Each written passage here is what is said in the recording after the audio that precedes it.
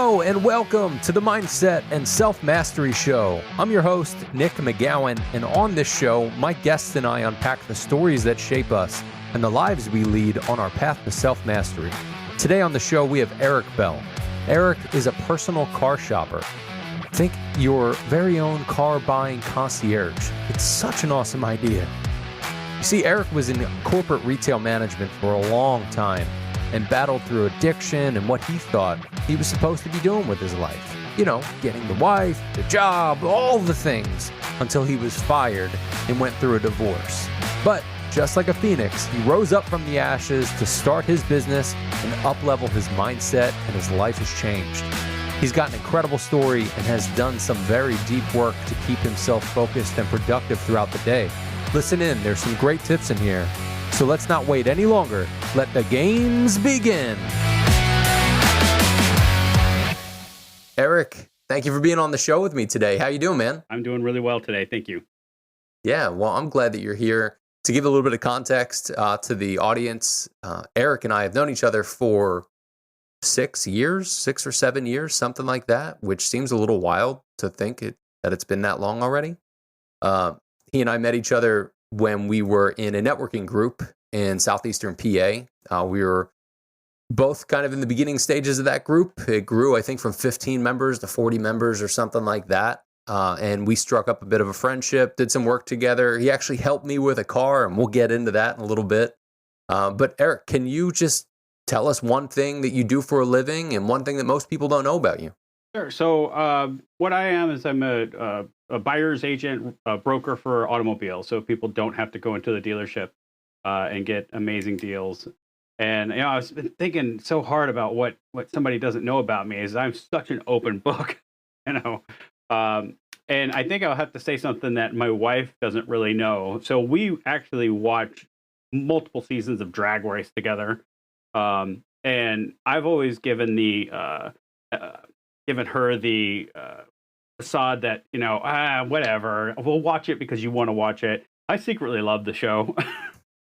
It's funny, it's campy, it's everything it's supposed to be, but I've never gone out and say, hey, well, let's watch Drag Race. You know, it's always her that says it. So she'll find that interesting when she Then she'll probably find this interesting because when you said Drag Race, I thought of drag racing, like cars. RuPaul's Drag Race. Yeah, and as you talk through that, I'm like, I don't think your wife's going to be into actual drag racing, but I guess drag racing? Yeah. Okay, fair enough. Yeah, so that is one thing that at least I didn't know, and I'm sure other people didn't really know. And my wife doesn't even know it, but she will now. Yeah, you're welcome. This is where it comes out. It's on a podcast.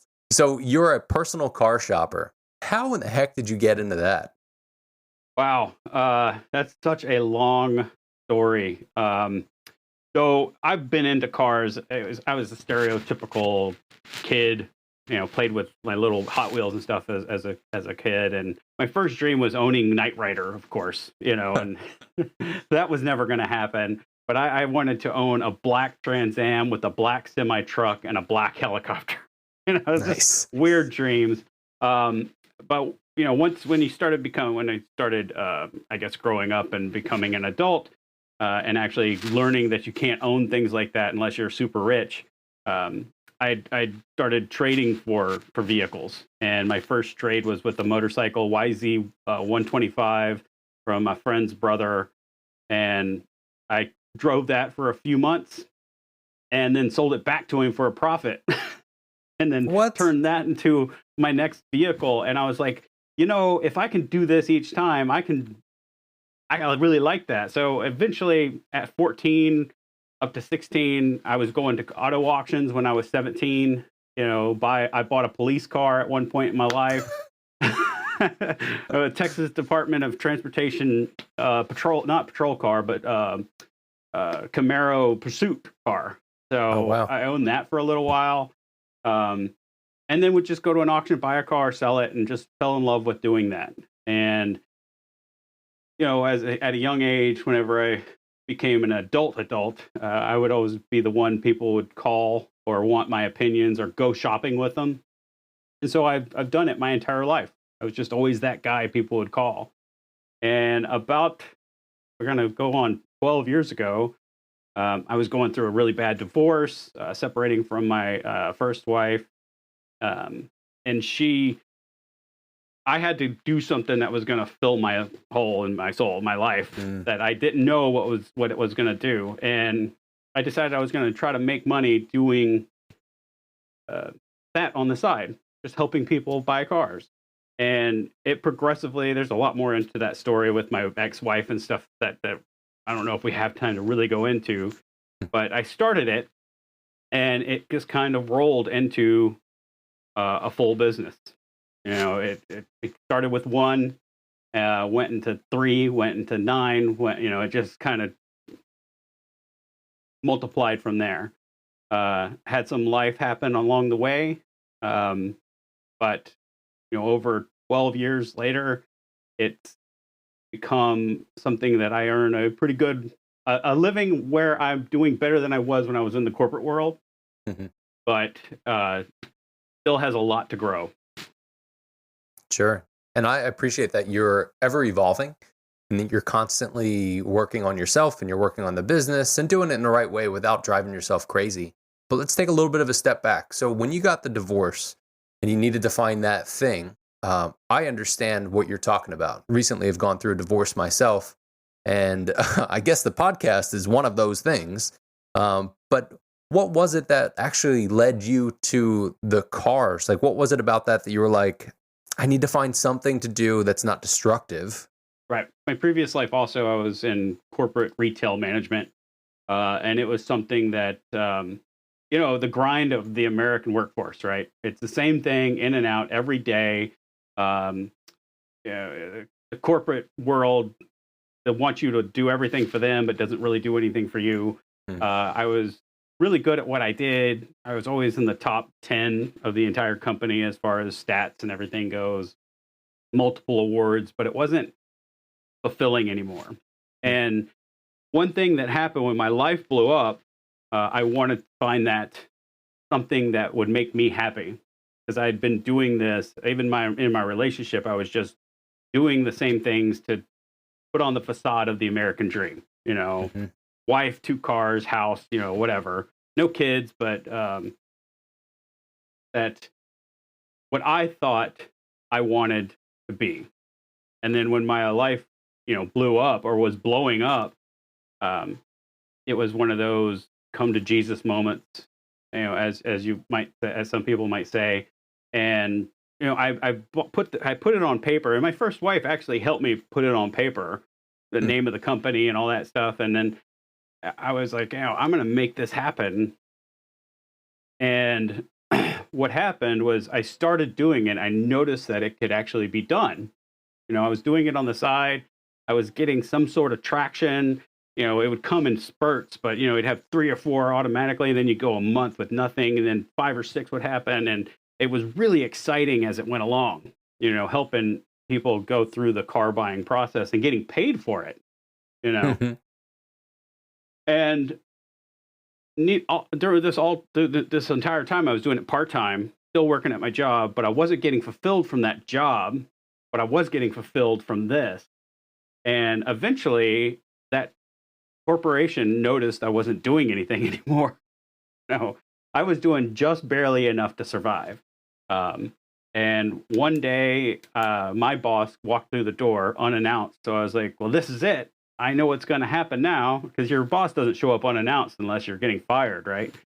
Um, and where they did, I don't think they necessarily had grounds to fire me. They did let me go with all my PTO time and accrued vacation time. So I got a nice little check for 5 figures to leave. So I took that check and I said, well, I'm going to officially start Phoenix Preferred. And it's stayed that Phoenix Preferred since the beginning. And I'll get into where the title of the company comes from too, because that has its own story. Um, but I took that and ran with it and quickly began growing.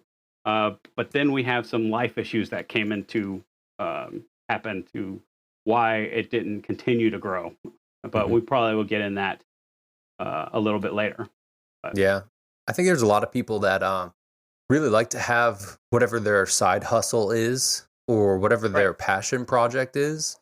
And Yeah. that passion project or that side hustle can absolutely turn into a full-fledged business. And you're a prime example of Absolutely. that. I've had that happen to me in the past. I do think that there's a balance, though. You've got to be able to be balanced within your job that you have and within the company that you have, but you got to balance yourself too. So Yes. how did you manage your mindset through that to be able to I understand that? did not. Oh, fair enough. Hence why you were kind of watching and waiting for them to come fire you. Well, so I am ADHD, or ADD. ADHD, I believe, is what the official um, diagnosis is. And I'm bipolar 2, which means it's very difficult for me to pay attention to one thing all for a long period of time. I get bored really quickly. I also suffer from depression episodes and manic episodes. So it's all treated now. I'm doing much better as far as those um, diagnoses are as far as that they are a factor. But uh, being in it and not knowing what's going on with my brain and being all over the place, because I need to do this, I need to do that, I need to do multiple different things. It did take its toll on me physically and emotionally. So the beautiful thing about Phoenix Preferred is I did love to do it. So even in a manic or depressive state or even ADHD, I loved to do it. So I would continue to do it. But that didn't mean my personal life didn't suffer for it. So I kind of put all my everything and all my eggs in that work basket and kind of let everything else fall apart. You keep saying that you did that. So when you did that, now here you are, you've gone through that. What does that look like, being able to reflect back on that? Well, it's a learning experience. I would have, if I wouldn't have gone through that, I would have never known that um, I was an alcoholic, I was a drug addict, I was ADHD and bipolar 2. All that came flushed out over the last, I mean, as far as the last two things, I only learned those in the last 4 years. The other things I learned back in 2007. But and yes, I learned I was an alcoholic and drug addict in 2007. I didn't really try to do and I was sober in 2007, but I kind of had a really bad life experience happen in 2010, as you know, and things happened, and my life fell apart again after Phoenix Preferred was there. So I kind of went workaholic for a while. Yeah. Do you think you did that as a coping mechanism? Absolutely, yeah, yeah. I never grieved the loss of my first wife. I just went straight into work and working out.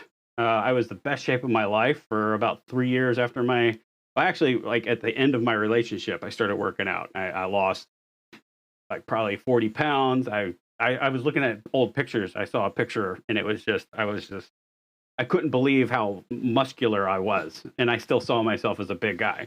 Um, but I worked out, I worked, and I dated as soon as my wife and I split. So I never really felt that loss. I never worked on that loss. I never grieved. Which in sobriety, you're supposed to have your feelings. You're supposed to let your feelings happen. And I was not doing that. I was still coping with everything with addictions of working out and feeling better, getting that adrenaline rush, and Mm-hmm. work and helping people and seeing them happy. I was living my life through other people. Mm-hmm. It can be such a tough thing to sit and just be in peace, because it can be scary as hell when you're just quiet with your thoughts, because your thoughts start creeping out.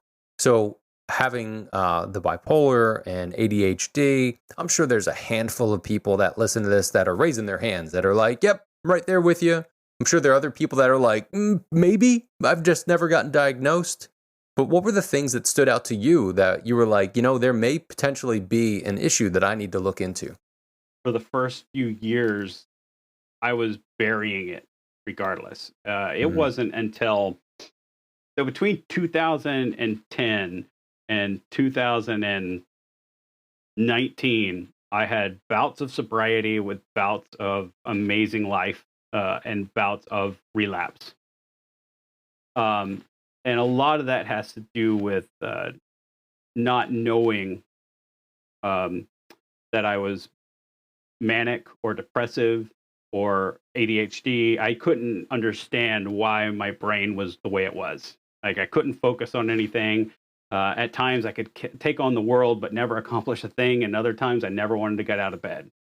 You know, and those times I never wanted to get out of bed, the only way I knew how to deal with it eventually was a drink, and it led that way again. And there's a long period of time, what, 2010 to 2019, that, well, 2007 to 2013, I was sober for 6 years.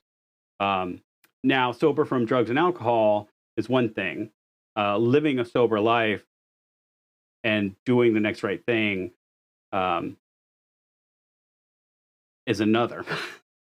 So I was still workaholicing and exercising too much and looking for that fix somewhere else, be it finding love somewhere else. I've met my wife in 2011, I believe, and I'd known her for a couple of years before, but fell head over heels in love with her almost immediately because I was looking for something other outside of myself. So there's a lot of learning that went in the last 12, 13 years, and it really wasn't for the last. And I'm skipping around here. It was a lot has happened in Phoenix Preferred and me personally over the last 12 years. But it really wasn't until the pandemic or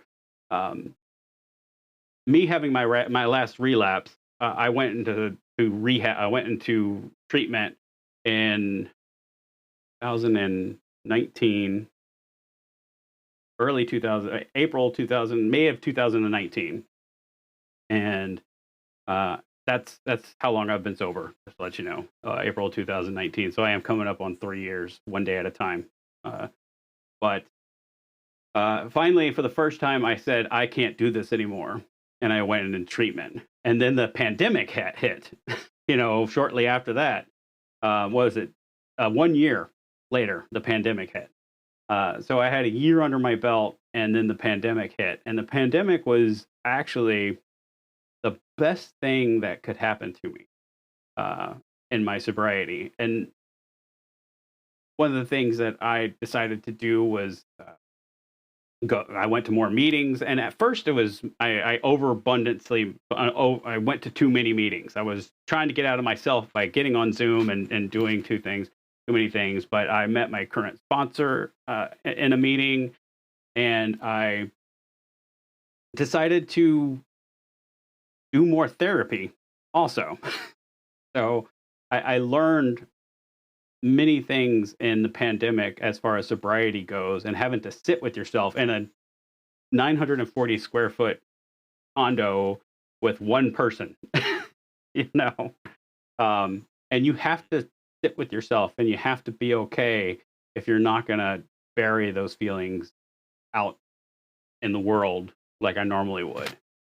So it taught me how to sit with my feelings more in the last 2.5 years, 3 years, than 15 years of trying to and work on getting sober. Sure. So yeah, the pandemic was actually amazing for me and my mental health. That's such an interesting thing to hear, because most people I've talked to, business wise, just, friendships, or just people that I run into, we get into conversation about the pandemic, COVID, and all that stuff. That's typically not what they say. They're typically like, well, I realized I was an alcoholic because I looked at all the bottles, or I realized that I couldn't get my hands off myself because of whatever. I realized that I had issues in this way because of whatever. But then there's a lot of people that don't even realize that they have those things. So I think it's the awareness to be smart enough and open enough to go, wait a minute, this is a pattern here. So how do you work on that now, knowing that you've had those patterns and that you're one day at a time. But what does your daily life look like when it comes to that?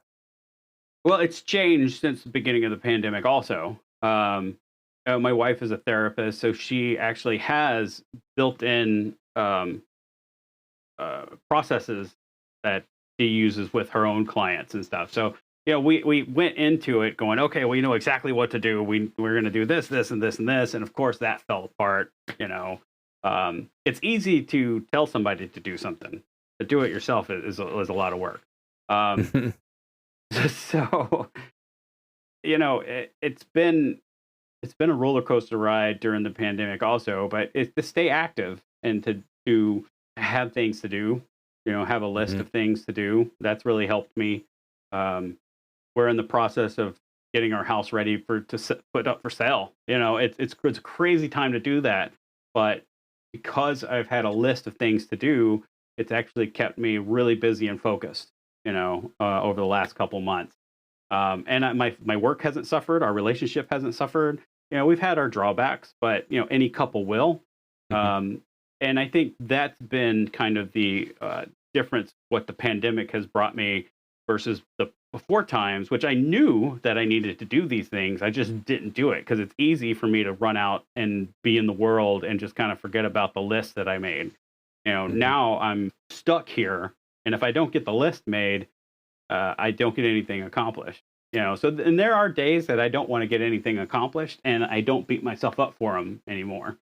Yeah, I can say, oh, I didn't do anything today, and then my wife will say, well, you got up, right? You cleaned the kitchen, you fed the cats, you made me lunch, you did this, you did that. You cleaned you vacuumed the house. What did you do for work? I sent this one email. And that's what I would be mad at is I just sent one email. And she goes, well, you did all this other stuff. Stop beating yourself up. Stop being the martyr to yourself. But for the most part, I don't do that anymore. I can see when I start to get hard on myself, I will list what I did to myself. I'm like, okay, so you did this, this, and this, and this. So you weren't a lazy person all day. And sometimes it's okay to be a lazy person. If we stay busy all the time, it can be exhausting. Oh, yeah. So I don't beat myself up for those little things anymore. At least I try not to. I try to be aware of what I'm thinking of, and then for the most part, I'm able to let that stuff go. But my days, especially the last few weeks, we do yoga every night. I love doing, and every night, like whether we want to or not, we can be exhausted. And we're like, are we going to do yoga tonight? Yes. I don't want to, but yes. And so we'll move everything out of the living room and we'll set up our mats and we'll do it. And we both feel great afterwards. And a lot of times after it, I will do a little bit of exercise. I'll go even further. Yeah, go even a little further. So it's really helped just my mind. Sure. I actually look forward to nighttime yoga now. That's pretty cool. And at the start of the pandemic, I just I only did yoga. My wife's also a 500-hour licensed yoga instructor. So I have my own yoga instructor in the house, and I hate it. I didn't really hate it. I just would never go through. I would never choose to do it. Would you want to do yoga? I guess so. And then eventually we started doing it in the pandemic pretty regularly. And it got to the point where, I actually like doing it. It fell to the wayside for a little bit, but we got started again. Isn't it interesting how once you start something, just like your wife had said, like you got out of bed. That's a big thing for some people. You put clothes on.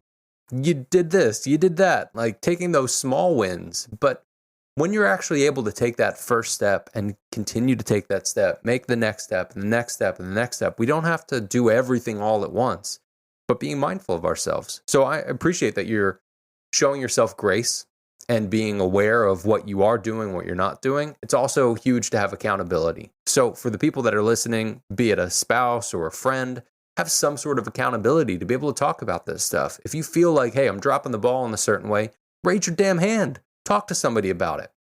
I know I've got a few friends where I'm like, hey, I'm struggling with this. and I don't need you for anything, but I just need you to know that this is where I'm at right now. And then they'll be able to check in every once in a while, like, hey, dude, how are you doing with this thing? You're like, thank you for the reminder. But it takes that step to be able to get out and just take that first step. So I think one of the things that we need to talk about is the whole COVID thing and all of that, working from home. But as you're battling through mental things and working on yourself, how do you also balance making sure that you are continually productive or at least doing something throughout each day? Writing something down every day, having some sort of goal, um, be it, just send an email to this dealership, you know, and that will, once I sit down and do that one email, that we go, oh yeah, now I got to send an email to this person, and I got to send the email to this person, and it kind of gets me started in the day. And if I'm really struggling, you write down 3 or 4 things, and if I think it's a win if I cross off one thing in my list, because in the past I would try to do all 4 of them at the same time and never get anything done. But if I'm able to cross off one, typically if I cross off one, I'm crossing off almost all of them. Because once I get the list started and make that goal and achieve that goal, I want to hit the next one. Yeah, So list for me, it's writing that list down. that's good. Do you journal as well? I don't journal. Um, I do have a journal, and we do it once a month, and it's something I do with my wife. Cool. A new moon celebration, a ceremony that she does in her practice, and we sit and meditate, and we read a passage, and we burn some incense, and then we write what we wanted to accomplish and what we will want to accomplish. What we want to change or be new or whatever it is. And so technically, yes, I do journal. It's just not every day. That's cool. So you take that and you walk that into the next month. And then each day you're making a list of 1 to maybe 3 or 4 different things. And then a win for you is actually checking off one of those things, which can be huge for some people that struggle with that. And it's whatever that medium looks like. I'm glad that you found that lists help for you. I'm sure there are some people that will listen to this and go, lists are trash. They don't help me. I write lists all day long. So it's finding that one thing that actually works for you to be able to do that. Well, and there's different brain types and different personality types that, some people can just get up in the morning and be really, really productive from the get-go. And we can't compare ourselves to that person. I can get up really quick in the morning. My wife can't. She takes an hour to get up. I can jump out of bed and like I said, I'll go in the kitchen, get the cat bowls ready to clean them up, to get ready to get fed. I'll make breakfast. I'll make coffee. I'll wipe down the kitchen, all before she ever gets up. She's not that type of person, but that's a daily list for me. That's a daily thing. That's my routine. Once I get done with that routine and I don't have anything else, I get kind of lost. I kind of wander around the house sometimes. And the reason I wander around the house is if I sit down in front of the TV, I know I'm going to get caught there. Yeah. Game over, right? Well, for at least a couple hours, and that's okay too. It's okay to sit for a couple hours. And part of my job is I have to watch car reviews, but for some reason I don't watch car reviews on the TV, but I'll watch them on my laptop right here, because if I'm in my desk, I'm doing work things. Mm-hmm. And where I love to watch car reviews, that's a work thing. So if I'm at the TV, I'm watching Marvel movies or watching Ozark right now, so, it's that's not a workspace. This is a workspace. But I don't want to start my workspace at 8:00 in the morning, because then I'll be working from 8 to 8, and that just doesn't give my time for myself. In the springtime, I'll go for a walk in the morning. Okay, we went for a walk yesterday, and it was 12 degrees. Oh, or something like that. Yikes. I think when we actually went for a walk, it was in the 20s, but needless to say, that's not what I find enjoyable. Yeah. going for a walk on a nice spring day, that's enjoyable. But you do, even if it's cold, you do need to get outside and experience that sunlight, whether it's cold or not. And we try to do that every day also. Yeah, there's still a lot of people that work hybrid or work from home and they're just stuck in the house. And stuck is all in their mind. So they can leave the house or not, but it can be easy to not go out of your house for a couple of days. There are times where I deal with that, where I'm like, oh, I need to go check the mail. I don't know if I have anything in the mail, but my ass needs to get out of the house for a minute and Yeah. like breathe some air that's not air conditioning or heat that's being pushed throughout the house. Um, and it sounds like you've set yourself up to figure out these are the things that make me work when I'm supposed to work, and putting Yeah. yourself in the right spot. Where I think like years and years and years ago, this may have been even high school, but I think a psych teacher had told us in some class, psych class or something, that you shouldn't eat in your room. Right. You shouldn't eat from your bed. You shouldn't do all things in your bed, because then when you're supposed to go to sleep, your brain's saying, well, you're used to doing eating or reading or studying or watching TV or what have you. So being mindful of this is your work area. This is where you do work is huge. Where I still see people that they'll move throughout their house and with their laptop, they'll be sitting on the couch. They'll move to the back porch. They'll do this. They'll do that. And hey, if you can do that and it keeps you moving and keeps you focused, great. But what I've realized, a lot of those people, they're just fidgety and just like, I don't know. I want to go over here. I want to go over here. And they're just half-assing things. So do you have any tips or tricks that have helped you kind of battle that ADHD and lock yourself into those modes? I think you said it. So I'm in my office right now. This is my workspace. I don't. The only time I ever take my laptop out of here is to do a sobriety meeting of some sort. That's really it. I don't ever take my laptop out of here and put it on the table. It stays in here. Virtually everything is done that needs to be on the laptop in this office. Everything else, the kitchen table is for dinner. Now, granted, we do sometimes eat in front of the TV, just because, Sure. The porch is meant for relaxing, sitting outside and being outside. So the porch has been unused right now for a couple months. But, morning coffee, the kitchen is meant for cooking.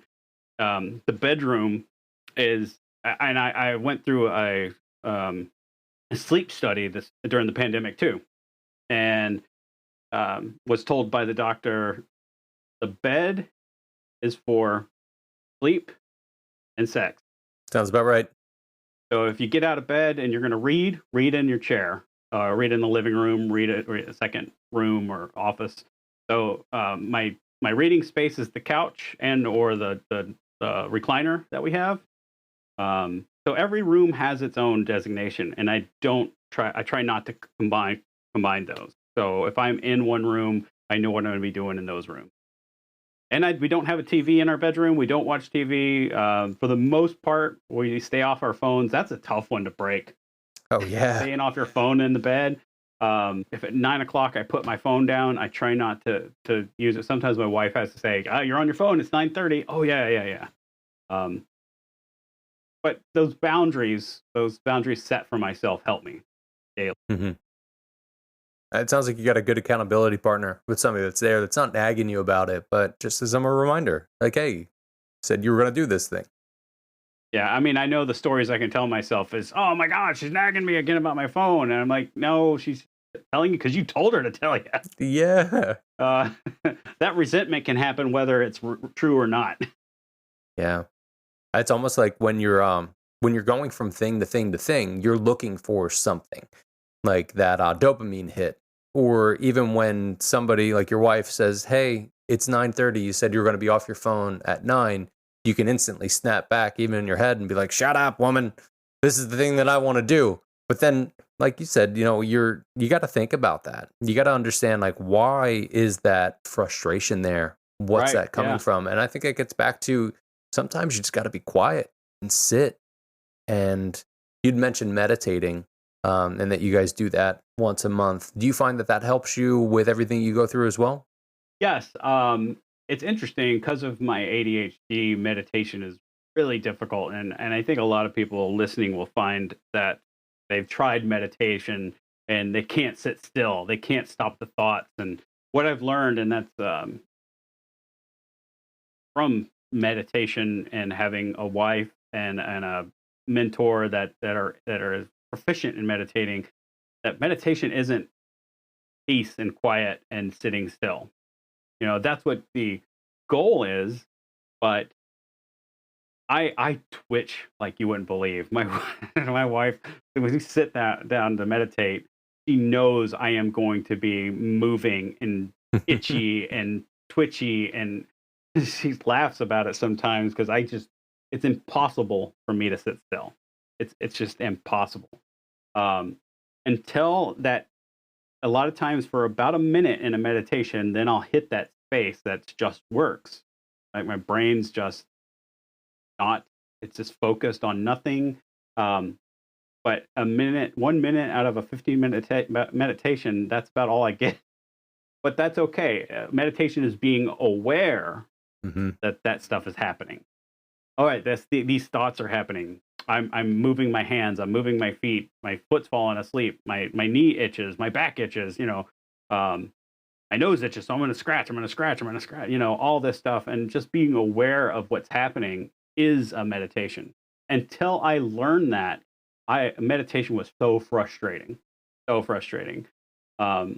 now that I know, first of all, how my brain works, and that's not abnormal, and that I am doing a meditation, even though it doesn't feel like I'm doing a meditation, I can sit in quiet longer because of that, and just being aware.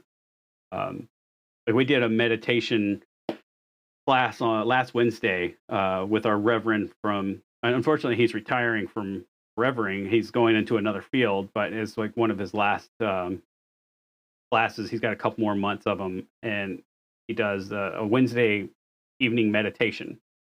And it's an hour long, but the meditation is not an hour long. It's just to sit and talk and tell he asks questions like, one word, how is your week like? And you're supposed to be chaotic or uplifting, say that one word that comes to you, and then you have a little discussion on it, and then he sits and does a guided meditation. And I do really well with guided meditation. If somebody's talking, then I don't have to listen to my own thoughts. But then we sit and do a quiet meditation, and sitting for 30 minutes is really difficult for me, and I didn't want to do it. I was like, oh, I haven't seen Ken and oh man, I don't think I've seen him in a year and a half. And so this will be, the last time I did it was probably a year and a half ago, was this meditation with him. And he was there, and it was good to see him. And once I finally went there, it was, oh yeah, that's right, I like doing it. My body wanted to do something that was good for me, but my brain was like, oh my God, it's going to be so long. I don't want to do it. It's just fighting against it. But I was able to sit still and be quiet for 3 minutes instead of 1 because it was a structure that I could follow, and when it was over with, it felt great. I cried. We talked, it was absolutely amazing. I want to do more of that. And I say that, and then I haven't meditated since. Well, now it's real, and it's on a podcast. It's going to be out there. You better do more of it.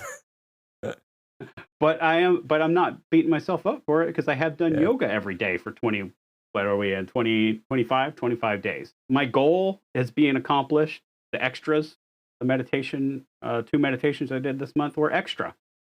So I accomplished extra things by accomplishing my goals. Yeah, it's all the perspective and what you give it. If you say, I'm not doing enough, then yeah, you're right. You're not doing enough. You're going to beat the hell out of yourself. But if you're like, hey, this is what I'm actually doing. And some of that stuff is just simple things. Like, did you brush your damn teeth today? Yeah, right. Great. You and your dentist and people you talk to will appreciate you for that. It's funny with the meditating, though, because, man, sitting there, like I typically do a 10 to 15 minute meditation in the morning and at night. But I've gotten in that same spot where guided meditations really do me right because I'm focusing on that person instead of just sitting in by myself and having all these thoughts come up. And for the longest time, I was right there with you that I thought, the goal and the whole point to it is to be silent and be uplifted and all of this stuff. But the goal of it is actually to be in those moments where you go, oh my God, my foot itches. Shut up. Back to your breathing. That's what it's about. It's that awareness to be able to pull yourself back, because I think it's training. When you're Yeah. in that spot and you're able to go, oh, my foot itches. Well, get back to your breathing, concentrate on where you're at. That helps you in other spaces where, work or relationships or anything. So you don't just lose your cool. Have you seen anything like that come from meditating, where you've learned how to kind of calm yourself down a little easier? Yeah. Absolutely. I've had a couple of clients that were really difficult and didn't actually pan out like I wanted to, and been able to pull myself back, and instead of reacting, story I tell myself is always going to be worse than it really is. I will pull myself back and say, okay, what's actually going on here? And that's that whole being present with yourself, and having being able to say, hey, this is going on. What do you think's going on? And taking yourself out of it and being aware of the situation, and then going back to that person. 99% of the time, I blow it up more than it actually is, you know. And instead of reacting and being, oh yeah, rah, rah, rah, rah, rah, and um, that that meditation is just being parallel, is that to be able to be aware of what's going on, sit back and say, okay, my foot's itching, so what do I do about it? I scratch my foot, and then I go back to my breathing, and that's setting your own boundary for yourself and being aware of what's going on. And in life, it's okay, what's going on with this problem right here? Well, let's scratch that itch, pull away from yourself, scratch that itch, and then come back to it in a more calm mindset. It can be difficult to be able to do that. It takes a lot of work to be able to do that. So you've touched on the 12 years and even the stuff that you've been through. And I know there are certain things that we haven't brought up on this podcast that I know about you that goes even further back. But here you are, you've experienced all of this stuff, and you're sitting in a better spot now. So what sort of advice can you give to people that are still dealing with the shit that they were dealing with in their own heads from the start of the pandemic? Remember that, no matter how bad you have it, somebody else has it worse. And everything is a learning experience. If we don't move forward, if you're not moving forward, you're moving backwards, right? If you're standing in the same place and you're beating yourself up and you're telling yourself the same story, at least this it is for me, I'm not growing. I am not growing. For me to be a better human being and grow, it's one step forward every day, even if it's a little baby step. It's okay if it's a little baby step. And if I need to stop every once in a while to contemplate where I'm at, and that's okay, but it's not getting stuck in that place.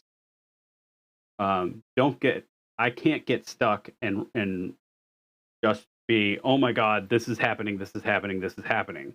That whole, okay, why did this happen? And kind of compartmentalizing it out and not justifying, but working it out of why it happened and what I can do to change that. And most of the time, it's the story I tell myself is a lot, again, it's a lot worse than it really is. And I beat myself up harder than anybody else is going to beat me up. And when I actually talk to that person that caused me this pain, or talk to somebody else of the pain I've caused myself, usually minuscule of a problem, such a small problem. And I made it so much bigger than it really is. And that still happens to me. It happens to me all the time. But the difference is I'm able to say, okay, what's actually going on here? Why do I feel this way?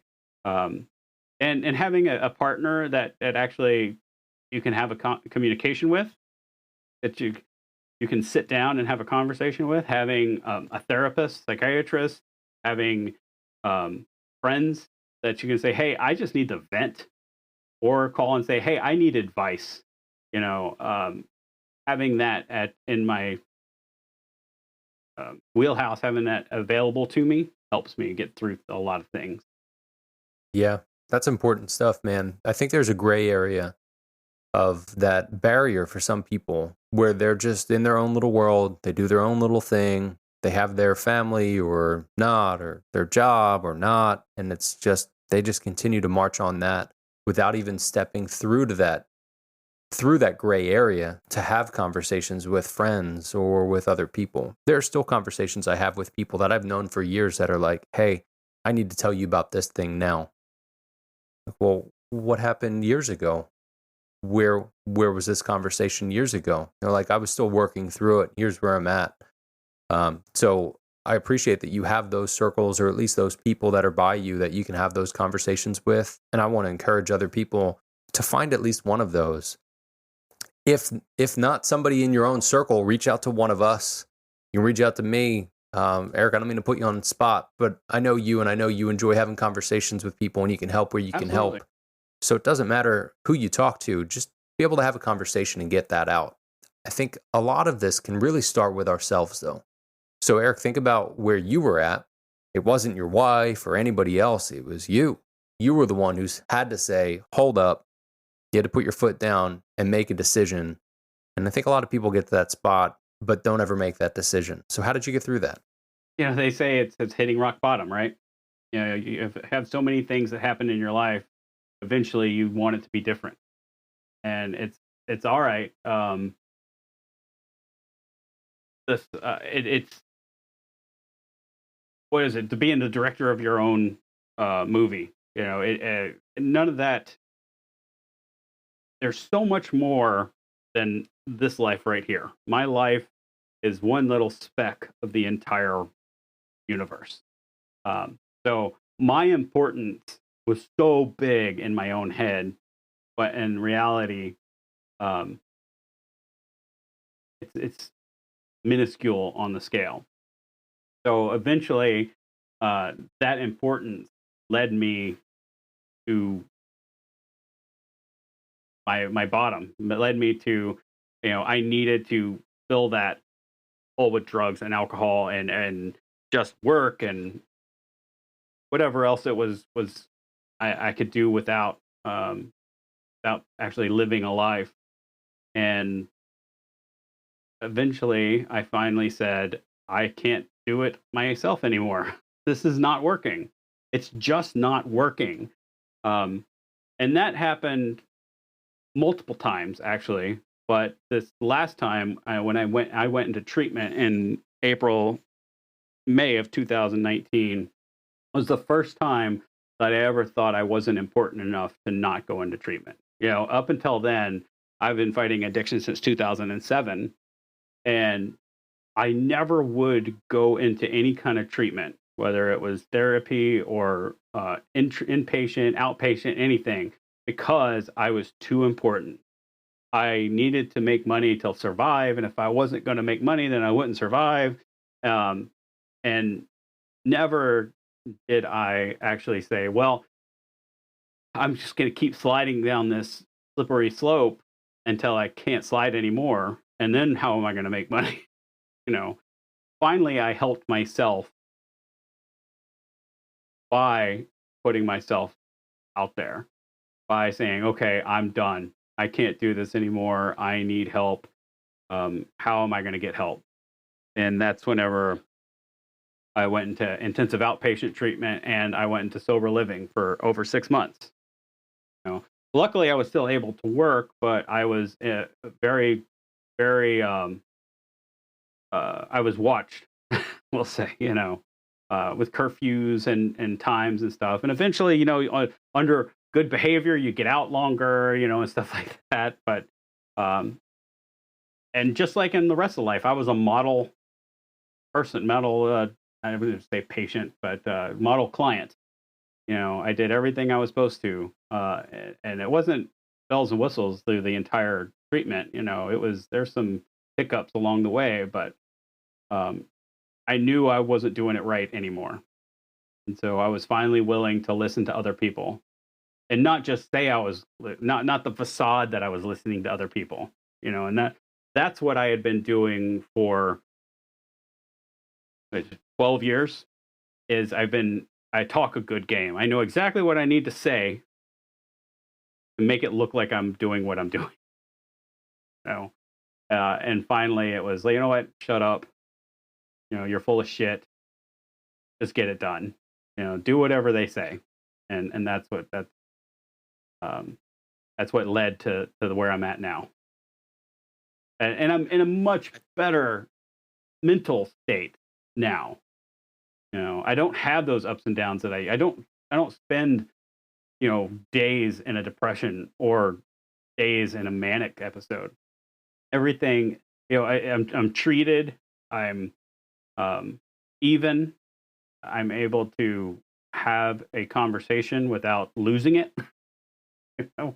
And I say losing it by just being reactionary, and getting angry or getting sad or whatever. Well, Eric, we've gone through a lot of stuff. We've unpacked a lot. I know your business is really important to you, and I know that how you move throughout the world is important to you, but that it really works together. So is there anything else you want to touch on specifically about your business or just your mindset in general when it comes to that? Well, I know we talked about earlier the whole aspect of doing what you love or creating that business out of your side hustle, as I think you put it. And I'm a perfect example of being someone who did that and is able to make a living out of it. And I absolutely love what I do. It's absolutely been amazing. And the pandemic has actually done really good things for my business. I can get lost in it sometimes, because I love to do it so much, and I do have to be careful there. But I didn't realize how much work something you love would be once you become successful at it. And it is work. I do have to set those goals. I say my hours are 9 to 7, and those are my hours. 6 days a week, but I stay true to those hours. Like I won't come into my office till 9 o'clock. Sometimes I get in early, 8:45, but I don't come in till those type of hours. Um, and if I have to leave, that's fine too. But I set those hours for myself, and so I do have some sort of structure, just like a regular job would be. Um, with the pandemic, before I was all over the place. I was driving all over southeastern Pennsylvania, looking at all kinds of different cars, driving all kinds of different cars. And the pandemic, I went from driving 30,000 miles a year to 7,000 miles a year. You know, so it's learning a whole different way of doing what I do, and that's been interesting too. And as I want to grow, you have to be, or at least I have to be willing to say, okay, the way I was doing things isn't necessarily the way it can always be. So I was able to adapt and change really quickly on the fly, and that actually helped my business quite a bit. Um, so anybody can actually, I believe wholeheartedly, anybody can actually make their side hustle into a business, but it does take um, a lot of work, a lot of Dedication. dedication. Look at that, we came at the same time, Mhm.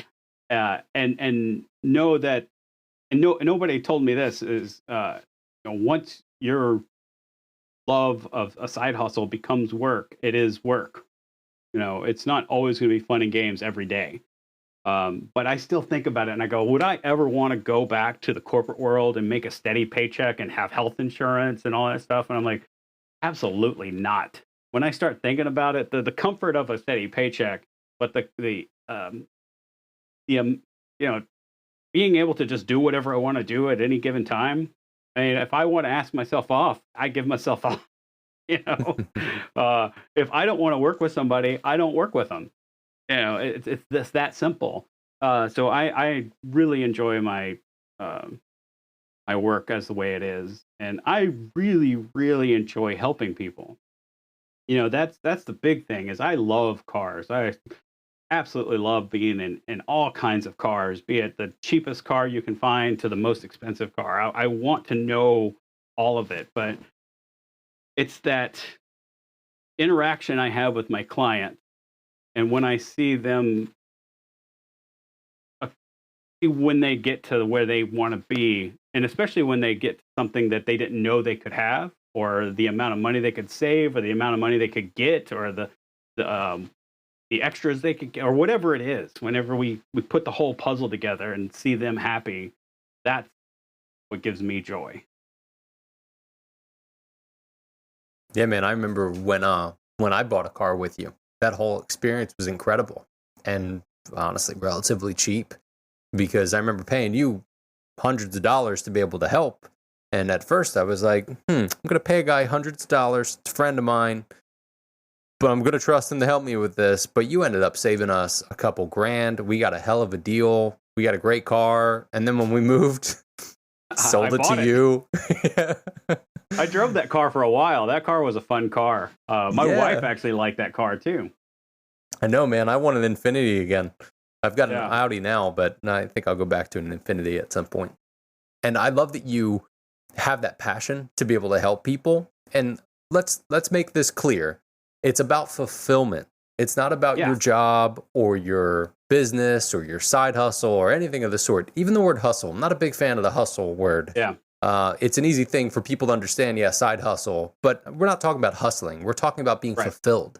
And you can easily be fulfilled in the thing that's fulfilling, and you still got to be balanced. I mean, God, there are times where I'm editing an episode, or I'm working on something that I really enjoy. It'll be 2:30, 3 o'clock in the morning. I'm like, yo, dude, you should have been in bed a couple hours ago, you know, but you can get into that. And then it's finding the balance and setting yourself up. So it's all about the fulfillment and what you find that actually keeps you fulfilled. But I think we also got to be mindful. If you're at a job right now and you hate it, it may not be that it's not fulfilling, but it may be because of your mindset and what you're looking at with that. So I know that you go through tough times at different points, and that you have to be mindful of yourself as you go through it. Man, I'm proud of the work that you've put in and all the stuff that you've done. And I really appreciate you being on the show with us today. Can you tell us where we can find you and where people can find you online? Yeah, I mean, website www.phoenixpreferred.com, and Facebook, Twitter, Instagram. I have a social media marketing company that does all that for me, but I am available on that at any time. Facebook is the big one. I get more interactions with Facebook because my typical clientele is going to be my age, similar, and that seems to be the big Facebook thing is 35 plus. But I'm trying to learn all the other things like the Twitters and the Instagrams. Sound old now, right? I'm going to learn that Twitters. The Twitters and the tweeters. I was being funny when I said that, but yeah, I understand. Purpose, but you'd mentioned earlier that there was an interesting story behind the Phoenix Preferred name. Can you give us a quick version of that? Oh, yes. So I have a tattoo of the Phoenix on my arm. So being from Texas, I'm not necessarily happy with the way the state is going right now, but I'm always going to be a Texan at heart. So I have a Firebird that's coming out of the ashes, so it's going in the middle of rebirth, carrying the Texas flag. And that was when I was going through my divorce and starting my company. I knew I was going through a metamorphosis in my life. It was one of those, okay, this is the way I was, and this is going to lead to something else. And I didn't know what quite that something else was, but I knew I wanted to represent it somehow. So the Phoenix on my arm, Phoenix, and just Preferred went with it really well. So Phoenix Preferred, you're an automotive specialist. So yeah, that's the coming into a whole another metamorphosis of life. Yeah, that's good stuff, man. And I think there are a lot of people that are sort of like a Phoenix in some certain ways, coming out of the pandemic, trying to figure their stuff out, figure out what's going on in their head. So again, I really appreciate you being on with us today. Yeah, absolutely. Thank you for having me. Yeah, man, it's been a pleasure.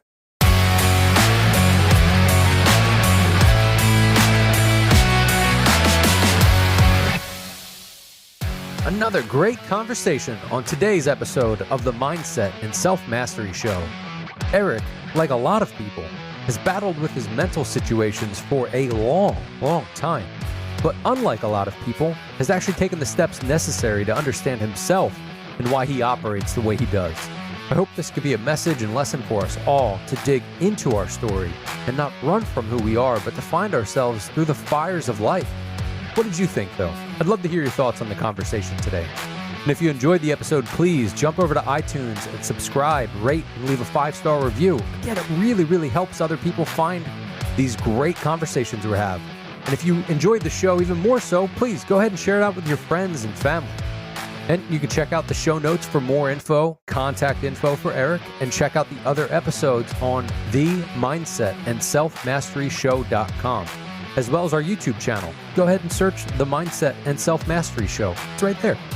Thank you again, Eric, for being on the show, for being real and honest and raw with us, and we appreciate that. And thank you to you for joining us today. I appreciate you being here and hope you got something out of this.